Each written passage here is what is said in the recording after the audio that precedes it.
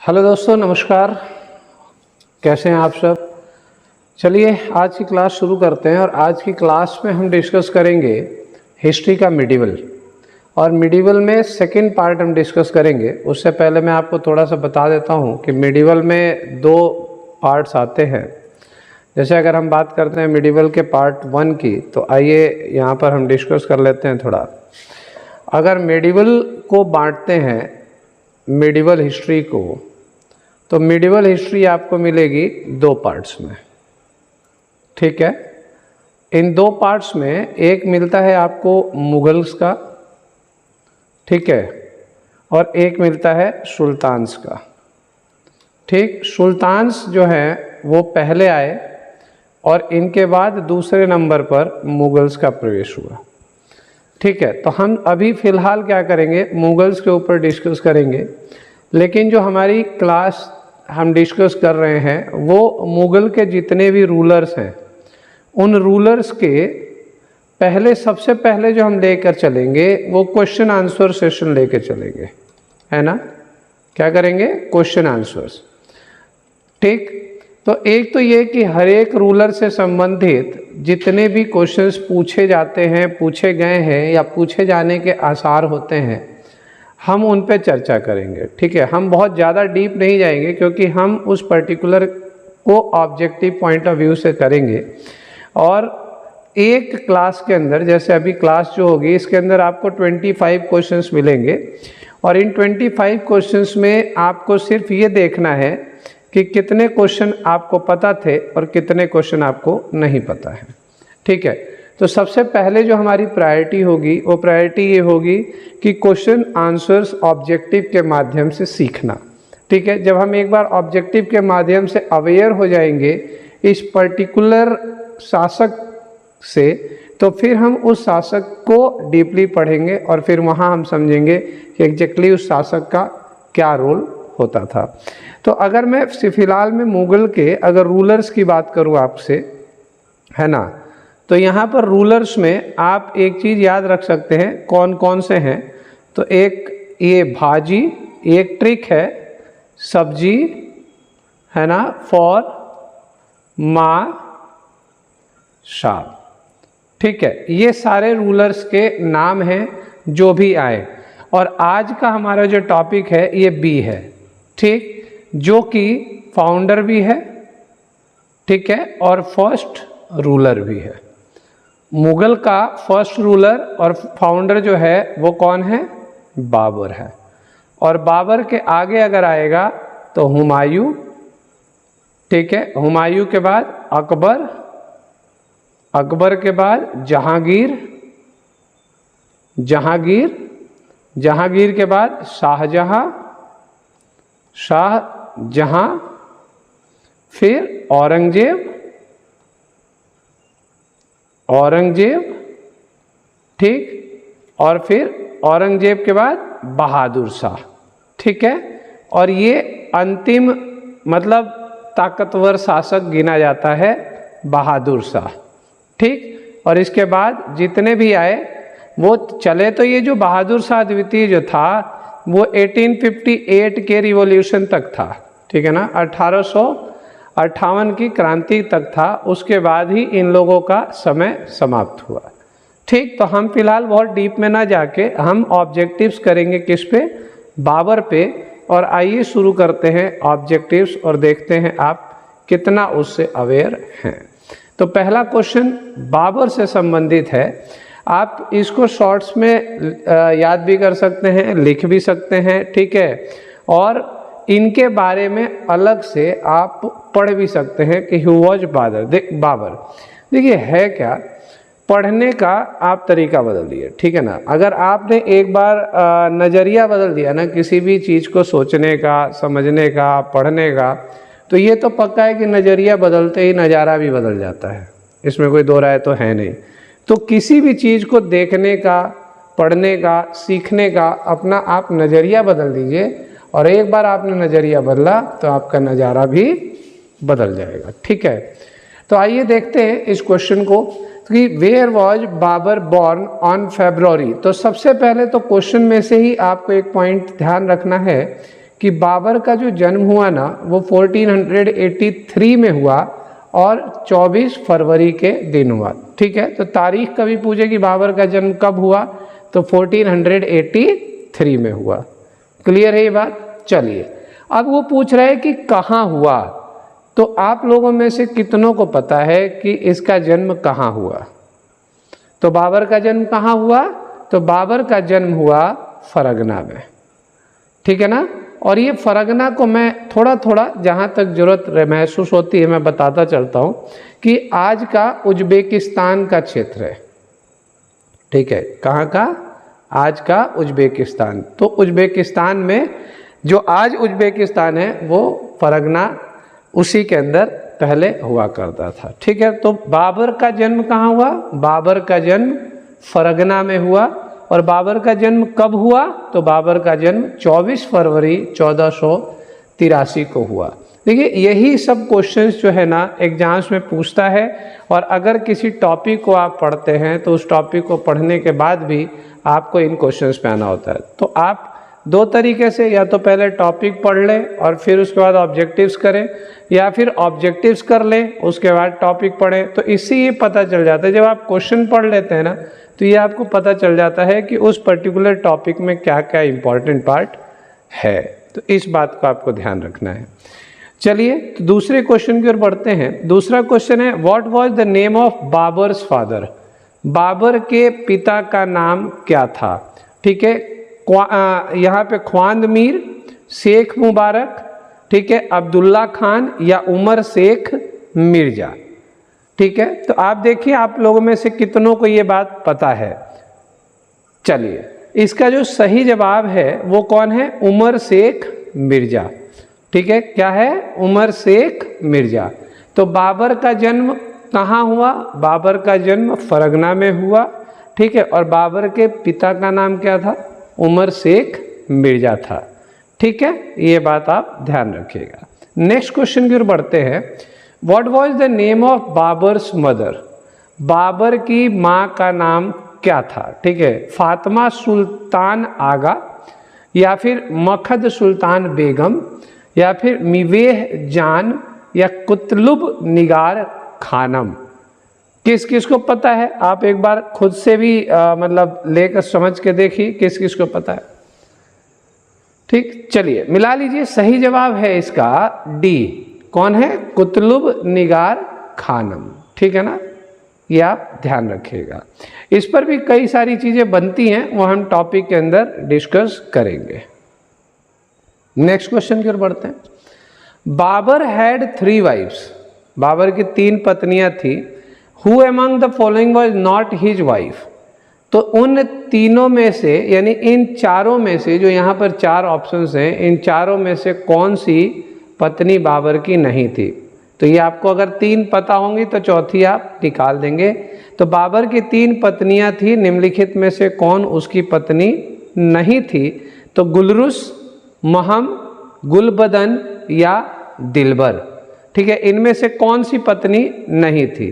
तो इसमें से गुलबदन जो थी ये बाबर की पत्नी नहीं थी। तो कभी बाबर की पत्नियों का जिक्र हो तो ये 3 उसकी पत्नियां थी, गुलरुस, ठीक है, माहम और दिलबर। ये 3 उसकी पत्नियां थी। नेक्स्ट क्वेश्चन की ओर बढ़ते हैं। Who among the following inherited the Fargana state on June 8, 1494 when he was only 12 years old? निम्नलिखित में से किसने 8 जून 1494 में फरगना राज्य का उत्तराधिकार प्राप्त किया? ठीक है, तब उसकी उम्र केवल 12 वर्ष की थी। हुमायूं, अकबर, जहांगीर या बाबर। ठीक, तो आप जानते हैं कि फरगना में जो बात आती है तो फरगना में या तो बाबर के पिता या फिर बाबर। ठीक, क्योंकि ये सब तो बाद के हैं। हुमायूं, अकबर, जहांगीर, ये सब तो भारत में शासन करने के लिए जाने जाते हैं। ठीक है, तो इसका सही जवाब है बाबर। यानी कि दूसरे तरीके से इस क्वेश्चन को अगर आप समझें तो क्वेश्चन ये पूछता है कि 12 वर्ष की उम्र में किसने फरगना की शासन व्यवस्था को संभाला, यानी किसने फरगना को संभाला 12 वर्ष की उम्र में। जैसे अकबर के लिए कहा जाता है कि 14 वर्ष की उम्र में हुमायूं की मृत्यु के बाद अकबर शासक बना, तो कौन था, तो अकबर था। 12 साल की उम्र में हुमायूं था, बाबर था, जो कि फरगना का शासक बना। ठीक है, चलिए नेक्स्ट क्वेश्चन की ओर बढ़ते हैं। Where did Babur assume the title of Padshah in 1507 AD, है ना। पादशाह की उपाधि उसको 1507 AD में कहाँ मिली, तो बाबर ने 1507 ईस्वी में पादशाह की पदवी कहाँ धारण की, फरगना में, ठीक है, काबुल में, दिल्ली में या समरकंद में। ठीक, तो इसका जो सही जवाब है, बाबर ने पादशाह की उपाधि जो धारण की वो की काबुल में। ठीक है, काबुल में उसने पादशाह की उपाधि धारण की। नेक्स्ट क्वेश्चन की ओर बढ़ते हैं। After which victory did Babur assume the title of Padshah, ठीक है, तो पादशाह की उपाधि उसने किस विजय के उपरांत धारण की, तो बाबर ने किस विजय के उपरांत पादशाह की उपाधि धारण की थी, battle of Khanwa, battle of Ghaghra, first battle of Panipat या कनकेस्ट ऑफ काबुल। ठीक है, तो अभी आपने देखा कि काबुल, भाई कोई क्षेत्र अगर इंसान जीतता है और उस क्षेत्र का नाम वहाँ पर आता है तो यानी उसी क्षेत्र से संबंधित है। तो कनकेस्ट ऑफ काबुल जो है उसके बाद बाबर ने पादशाह की उपाधि धारण की। तो बाबर ने पादशाह की उपाधि धारण कब की, बाबर ने काबुल विजय के उपरांत पादशाह की उपाधि धारण की, और धारण भी काबुल में ही की थी। ठीक, अभी जस्ट इसके पीछे का क्वेश्चन उसी पैटर्न पे था। नेक्स्ट क्वेश्चन है, who is the author of Padshahnama. ठीक है, पादशाहनामा के लेखक कौन हैं, अब्दुल कादिर बदयूनी, निजामुद्दीन अहमद, अबुल फजल या फिर अब्दुल हमीद लाहौरी, कौन है, तो इसका सही जवाब, जिस चीज़ को नहीं पता वो नोट करें, वो अब्दुल हमीद लाहौरी। और प्लीज़ अगर आपको ये चीज़ समझ में आती है कि ऑब्जेक्टिव्स आपने किए, इसको 2-3 बार अगर आप देख लेते हैं, ठीक है, इसकी रिकॉर्डेड वीडियो भी अगर आप देख लेते हैं, या जो आप नोट्स बना रहे हैं अभी यहाँ, उन नोट्स को भी अगर बार बार पढ़ लेते हैं 3-4 बार, तो एटलीस्ट ये जो बाबर से संबंधित क्वेश्चंस हैं ये आपको रट जाएंगे, इसकी गारंटी मैं देता हूँ। और इनमें से कोई ना कोई एक आधा सवाल जरूर एग्जाम्स में फंस जाता है। तो पहली प्रायोरिटी ये रहेगी कि भाई हम लाइक शासक यानी रूलर वाइज हम चीज़ों को प्लान करें और उन क्वेश्चंस की प्रैक्टिस आपको करा दें, और फिर जब आप उसको चाहे लूसेंट पढ़ें, चाहे आप अपनी बुक्स पढ़ें, या फिर मतलब जीएस का कोई भी माध्यम आप उठाएं या हम आपको पढ़ाएं, आपको ये एटलीस्ट ये पता होगा। तो एक बार आप हर टॉपिक से संबंधित ऑब्जेक्टिव्स ज़रूर लगा लें। एग्ज़ाम देने में अगर आपको कॉन्फिडेंट महसूस होता है कि भाई मैं तो तैयार हूँ, मैं तो कर लूँगा, ठीक है, तो आप मॉक ज़रूर लगाएं, मॉडल पेपर्स लगाएं। अगर आप कोचिंग ज्वाइन करते हैं, मान लीजिए आप कोचिंग ज्वाइन करने जा रहे हैं कहीं, ठीक है, और अगर आपको ये लगता है कि मेरे से ये हो जाएगा, मेरे से ये हो जाएगा, मैं तो रीजनिंग कर लेता हूँ, मैं तो इंग्लिश हो जाएगी, मेरी मैथ्स थोड़ी वीक है, तो इस कंडीशन में भी आप सबसे पहले 2-4 मॉक्स लगा लें, उसको स्कोर बना लें अपने घर में ईमानदारी के साथ। उसके बाद आपको समझ में आ जाएगा कि आपका रीजनिंग अच्छा है, कितना अच्छा है, मैथ्स अच्छा है, कितना अच्छा है, जीएस अच्छा है, कितना अच्छा। क्योंकि अगर अच्छा ही है तो सिलेक्शन क्यों नहीं हो रहा है, ये एक बहुत बड़ा सवाल बनता है। ठीक है, अब उसके एक्सक्यूज में स्टूडेंट्स कुछ भी कहें वो एक्सेप्टेबल नहीं होता है। तो ठीक है ना, फिर वही बात कहूँगा कि अगर नज़ारा बदलना है अपना तो नज़रिया आपको बदलना पड़ेगा। चलिए नेक्स्ट क्वेश्चन की ओर बढ़ते हैं। नेक्स्ट क्वेश्चन है, in what name did Babur issue silver coins in Kabul. Babur ने काबुल में चांदी का सिक्का किस नाम से चलाया था। तो बाबर ने काबुल में चांदी का सिक्का शाहरुख नाम से चलाया, रुपी नाम से चलाया, टंका या दिरहम, किस नाम से चलाया था? तो बाबर ने, पहली बात तो ये समझ लीजिए कि बाबर ने काबुल में चांदी के सिक्के चलाए, और वो चलाए किस नाम से? शाहरुख नाम से चलाए, ठीक है ना।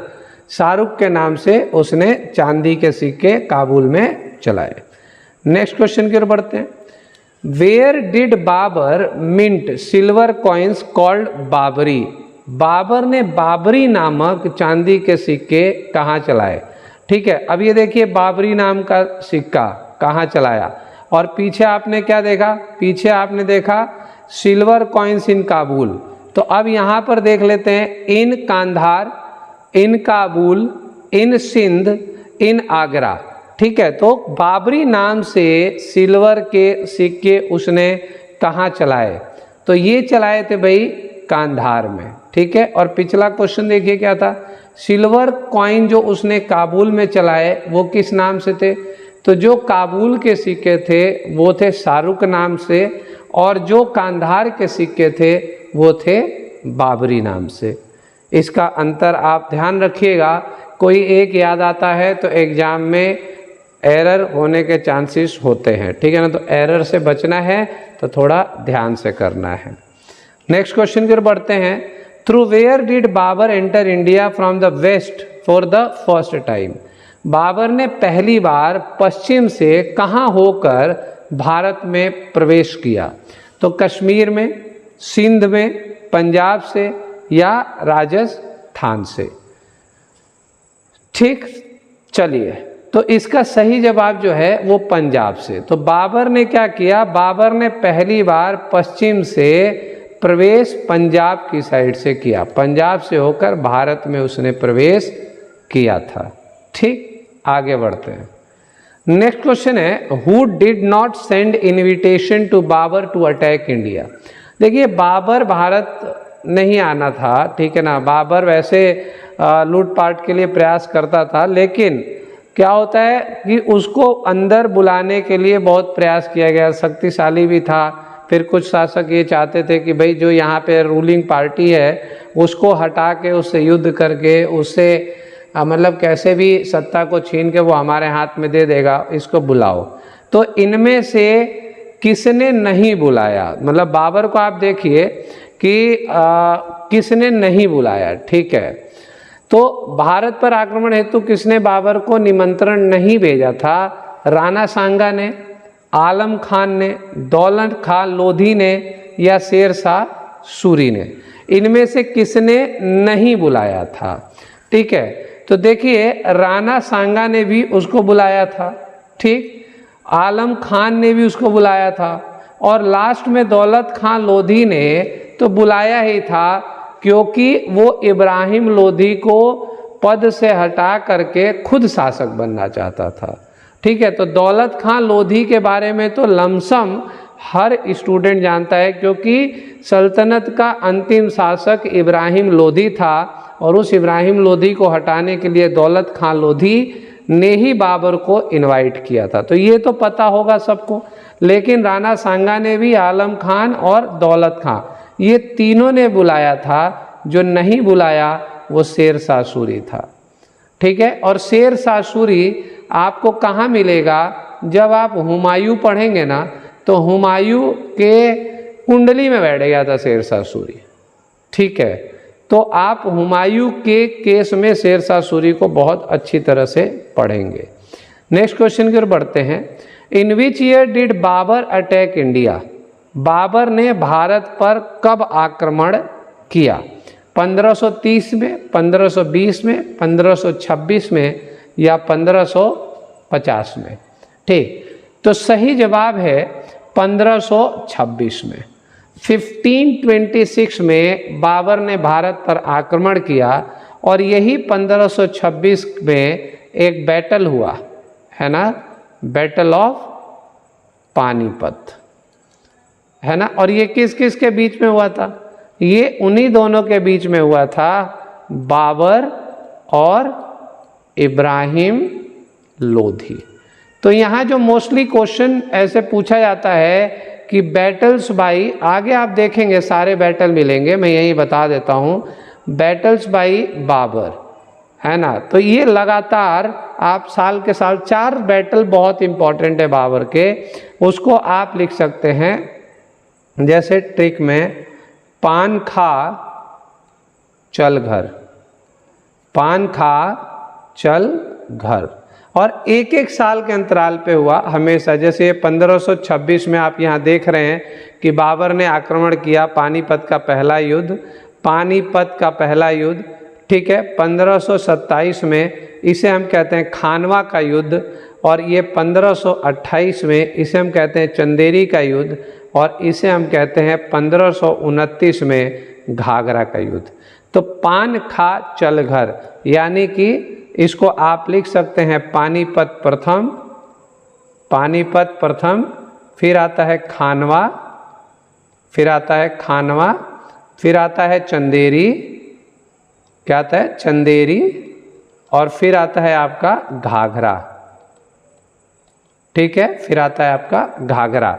अब ये बैटल हुए किस किस के बीच में, तो ये देखिए भाई, यहाँ पर आप लिख लीजिए इब्राहिम लोधी, इब्राहिम लोधी। ये सारे क्वेश्चंस आगे बन जाएंगे, जिसको पता है बहुत अच्छी बात है, नहीं पता है वो यहाँ पे नोट कर सकता है, क्योंकि ये एग्जाम का मुख्य बिंदु है। बाबर कहाँ पैदा हुआ, बाबर का पिता कौन था, बाबर की माँ कौन थी, है ना, ये सब चीज़ें, बाबर ने किस उम्र में शासक बना, ये सब चीज़ें अगर नहीं पूछता है तो ये उसके इम्पॉर्टेंट क्वेश्चंस होते हैं कि बैटल बाय बाबर, ठीक है। अब खानवा का कौन था, तो खानवा में बाबर और राणा सांगा के बीच में हुआ था, ठीक है, राणा सांगा। यहाँ पे आपका मदन रॉय, आप कह सकते मदन रॉय हैं, ठीक है। यहाँ पर क्या है, अफगानों के साथ हुआ था, अफगान्स, घाघरा में अफगान्स काउंट किए जाते हैं, ठीक है। तो ये है, और अफगान्स में शेरशाह के जो पूर्वज हैं उन लोगों के साथ हुआ था, जो उनके सीनियर मोस्ट पहले रहे हैं वो अफगान्स हैं, तो उस पर हम आगे चल के चर्चा कर लेंगे। तो ये आप याद रखिएगा कि 1526, 27, 28, 29, 4 लगातार एक एक साल के बाद इसने युद्ध लड़े। नेक्स्ट क्वेश्चन की ओर बढ़ते हैं। Who was the first Mughal emperor of India, Bharat का पहला मुगल शासक कौन था। 0 लेवल का क्वेश्चन है, कोई वजूद नहीं इसका, वो बाबर ही था, क्योंकि बाबर ही मुगल का फाउंडर था और बाबर ही पहला शासक था। नेक्स्ट क्वेश्चन पर बढ़ते हैं। Zahiruddin Muhammad kept the name when he became the Mughal ruler of India, ठीक है। भारत के मुगल शासक बनने पर जहीरुद्दीन मुहम्मद ने नाम रखा, ठीक है। जहीरुद्दीन से आप समझिए, जहीरुद्दीन बाबर का ओरिजिनल नाम था, ठीक है। बाबर का ओरिजिनल नाम बाय बर्थ जो नाम था वो उसका जहीरुद्दीन था, लेकिन वो कह रहा है कि Zahiruddin Muhammad kept the name when he became the dash Mughal ruler of India. तो यहाँ पे क्लियर है कि इसका आंसर जो है वो बाबर ही है, ठीक है। तो जहीरुद्दीन मोहम्मद बाबर, है ना, ये बाबर का ही नाम था बचपन का। चलिए, the foundation of the Mughal empire in Delhi was laid as a result of which of the following battles, Delhi में मुगल साम्राज्य की नींव निम्नलिखित में से किस लड़ाई के परिणाम स्वरूप पड़ी। अभी मैंने आपको बताया, अब सीधा आपको स्ट्राइक हो गया होगा कि भैया पहला बैटल ऑफ पानीपत जो था वो इसका सही जवाब है। तो अब अगर मैं आपसे पूछूं, मन मन में आप सोच लीजिए कि पहला बैटल ऑफ पानीपत किस किस के बीच में हुआ, तो यहाँ पर बाबर और इब्राहिम लोधी, इब्राहिम लोधी। अब इब्राहिम लोधी से लड़ने के लिए बाबर को किसने बुलाया, अभी हमने पीछे किया, इन्हीं में से क्वेश्चंस बन जाते हैं, है ना। तो वो कौन था भाई, लोधी का वफादार जो इसको बुला रहा है वो था दौलत खान लोधी, है ना। याद रखिएगा, ये सब पार्ट्स ही क्वेश्चंस के पार्ट है। नेक्स्ट आते हैं कि ये कब हुआ था बैटल ऑफ पानीपत, तो 1526 में, अभी हमने पीछे डिस्कस किया। नेक्स्ट क्वेश्चन की ओर बढ़ते हैं। नेक्स्ट क्वेश्चन है, who was defeated by Babur in the first battle of Panipat fought in the year 1526 AD। कौन इसके साथ लड़ा और कौन हारा, तो वो था आपका आंसर, सोचने वाली बात नहीं है, सीधा इब्राहिम लोधी इसका सही जवाब है, ठीक है भाइयों। चलो नेक्स्ट क्वेश्चन देखते हैं। नेक्स्ट है the first battle of Panipat was fought between which to आर्मीज। निम्न में से पानीपत की प्रथम लड़ाई किन दो सेनाओं के बीच लड़ी गई?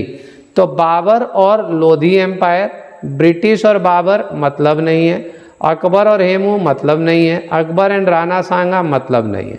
तो हमने डिस्कस किया कि बाबर और लोधी एम्पायर के बीच ये लड़ाई लड़ी गई पहली पानीपत की। Next question, what was the main reason for Babur's victory in the battle of Panipat? Panipat के युद्ध में बाबर के जीतने का महत्वपूर्ण कारण क्या था? उसकी घुड़सवार सेना, ठीक है, हिज कैवेलरी। कैवेलरी याद रखिएगा, इंग्लिश के अंदर बच्चे कई बार पूछते हैं कि कैवेलरी क्या होता है। घुड़सवार सेना जो है उसे हम कैवेलरी कहते हैं, है ना। और ये नाउन का भी क्वेश्चन बनता है कि कैवेलरी का कैवेलरीज नहीं होता, ठीक है ना, ये ध्यान रखिएगा।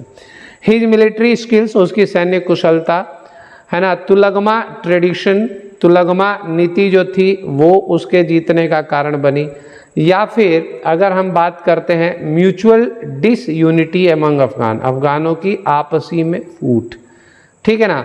तो पहली बात तो आप ये समझिए कि पहला बैटल ऑफ पानीपत लोधियों के बीच में हुआ, है ना।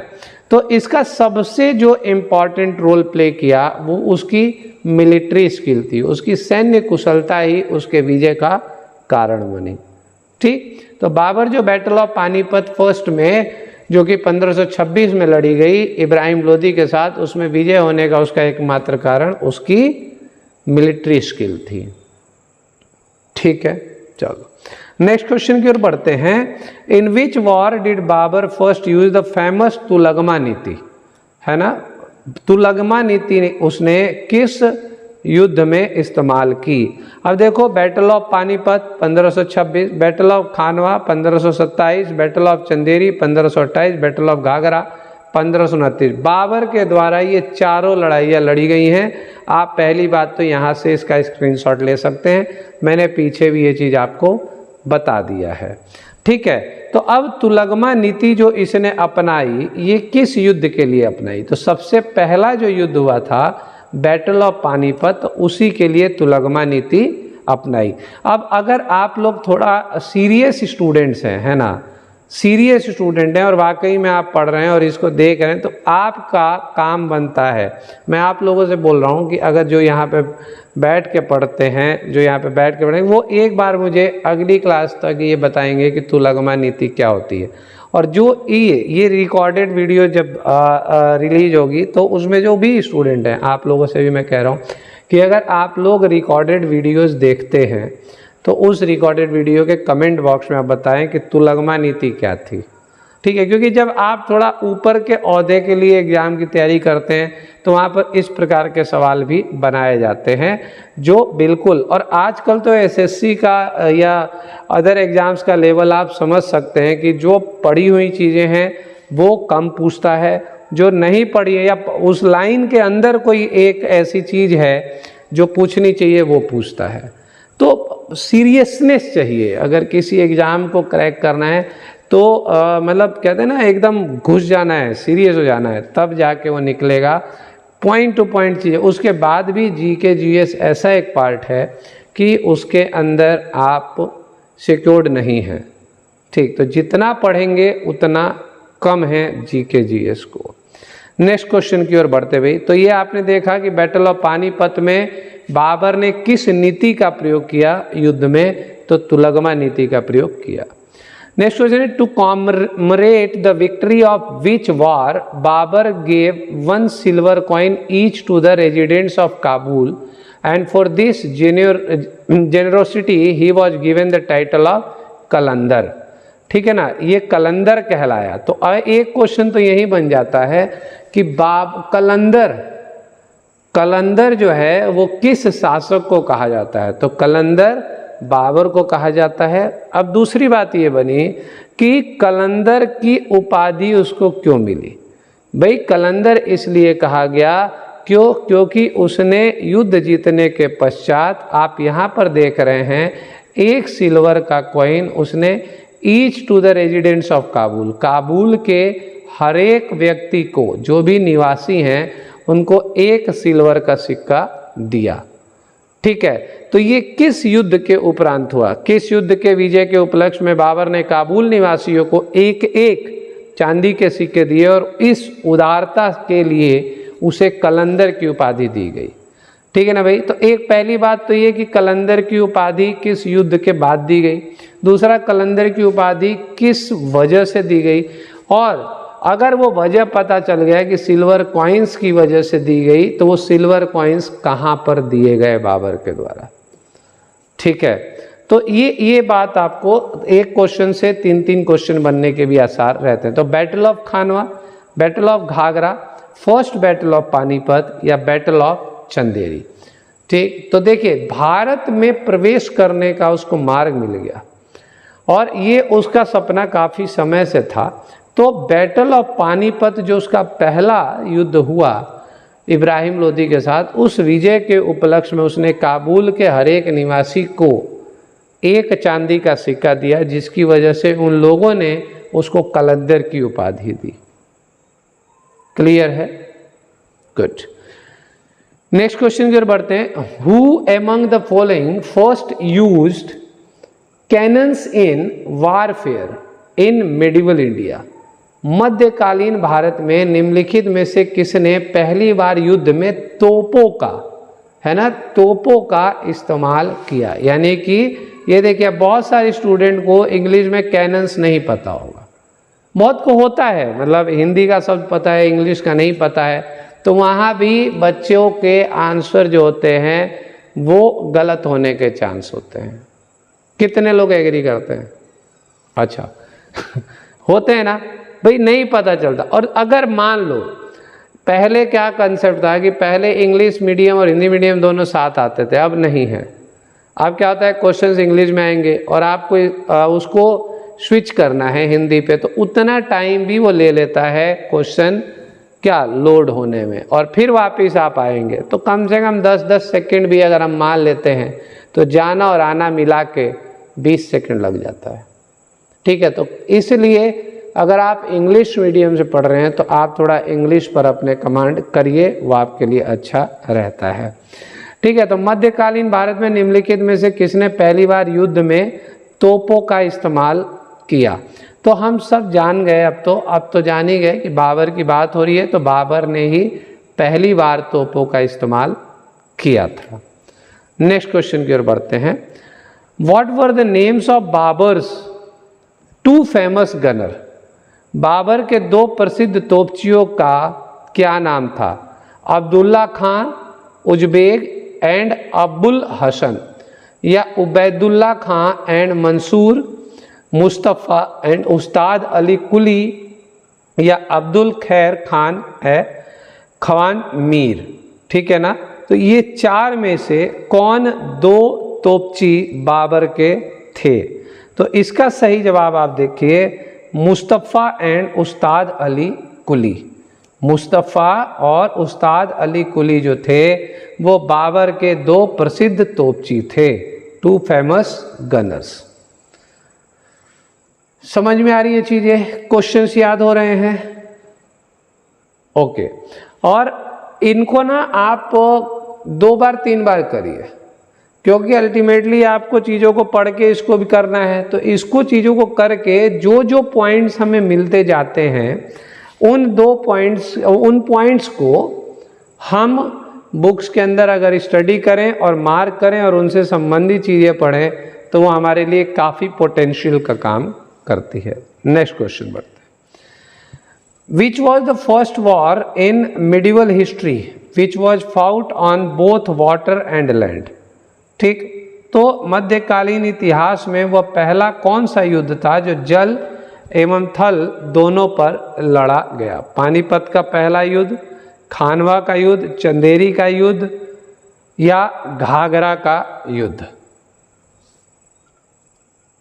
चलिए, सही जवाब जो है इसका, जल और थल पर लड़ा जाने वाला मध्यकालीन भारत का पहला जो युद्ध था वो था घाघरा का युद्ध। कौन सा था? घाघरा का युद्ध। कब हुआ? 1529 में हुआ। किस किस के बीच में हुआ? बाबर और अफगान्स के बीच में हुआ, है ना। ये सब बता चुका आपको मैं। नेक्स्ट क्वेश्चन की ओर बढ़ते हैं। नेक्स्ट क्वेश्चन है और इस सेशन का ये लास्ट क्वेश्चन है। अभी बाबर यहीं नहीं रुकेगा, बाबर अभी और आएगा, क्योंकि एक बार में चीज़ों को सारा कर लेना। अब इस क्लास के बाद आपको क्या करना है, जो जो इन क्वेश्चंस के अंदर पॉइंट्स अंडरलाइन जैसे दिखते हैं, इन पर्टिकुलर पॉइंट्स को आपको पढ़ना है और उन पर्टिकुलर पॉइंट्स को हम भी पढ़ाएंगे, लेकिन हम जो पढ़ाएंगे वो पूरा पैटर्न लेके पढ़ाएंगे, ठीक है ना। पूरा जो क्वेश्चन मतलब बाबर को लेके पढ़ेंगे, उसके अंदर हम अंडरलाइन नहीं करते जाएंगे कि देखो ये वाला क्वेश्चन, हम ये बता देंगे कि इस पे से क्वेश्चन बनता है। तो इसलिए पहले क्वेश्चन करा रहा हूँ कि आप इससे संबंधित सारे पॉइंट समझ लें। अभी इस पर क्वेश्चंस बाकी हैं, पहले आप इतने क्वेश्चन पे डिस्कस करेंगे, फिर हम उस पर डिस्कशन करेंगे, उतना हिस्सा हम पढ़ेंगे, फिर हम आएंगे अगले स्टेप पे। तो एक पार्ट और हम बाबर पे करेंगे, 2 क्लास में बाबर ख़त्म करेंगे, ठीक। थोड़ा डीप में पढ़ेंगे, थोड़ा अच्छा पढ़ेंगे, ताकि क्वेश्चन आए तो हमारे सिर के ऊपर से न निकले, हमें पता हो कि हमने पढ़ा है और हमें पता हो अगर तुक्का भी लगाना हो तो पढ़ा हुआ होगा तभी आप तुक्का लगा पाएंगे। चलिए, तो who was the Rajput king who was beaten by Babur in the battle of Khanwa, ठीक। तो पानीपत हो गया, खानवा हो गया। तो खानवा का युद्ध जो हुआ वो 1527 में हुआ। किस किस को याद है बताओ? ओके, तो ये हुआ था राणा सांगा, ठीक है, राणा सांगा के साथ हुआ था, ठीक। तो देखो अब एक एग्जाम्पल ऐसे ही मजाक मजाक में इस बात को समझ लीजिए कि पानीपत, पानी से धोधी और लोधी, सांगा से खाना, साग खा लिया, ठीक है ना, राणा सांगा। तो ऐसे आप चीज़ों को भी बना करके याद रख सकते हैं। तो खानवा का युद्ध जो 1527 में हुआ 17 मार्च को, वो राणा सांगा से हुआ, ठीक है भाई। तो ये आज बाबर का पार्ट 1 हमारा लाइक क्वेश्चन आंसर का सेशन ख़त्म होता है। इतने हिस्सों पे हम बाबर को पढ़ेंगे, इससे ज़्यादा भी डिस्कस करना हुआ तो हम वो भी डिस्कस करेंगे, ठीक। प्रयास करेंगे, अगर बैठने और पढ़ने की क्षमता लंबी हुई तो हम एक दिन में भी बाबर पूरा ख़त्म कर सकते हैं और फिर हम क्वेश्चन आंसर्स तो कर उसी से निकाल लेंगे। इसके अलावा भी अगर कुछ क्वेश्चन बनने के आसार होंगे तो हम उनको बनाएंगे, बट अभी क्वेश्चन आंसर का जो सेशन है वो ख़त्म नहीं हुआ है, इसका एक पार्ट 2 अभी हम और डिस्कस करेंगे। तो बाबर 2 क्लास में हम ख़त्म करेंगे और बाबर को इसी तरह से हम पढ़ेंगे। तो आज हमने क्या किया, क्वेश्चन आंसर सेशन किया।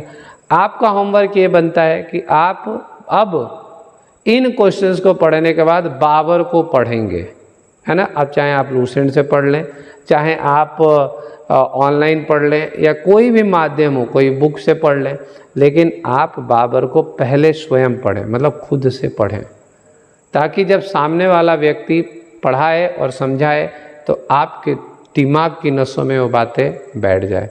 और यही पढ़ने की नीति कहती है। पढ़ने की नीति ये कहती है कि आप पहले पता कर लें कि अगली क्लास में क्या पढ़ाया जाना है और आप उसको पहले एक बार गो थ्रू हो जाएं।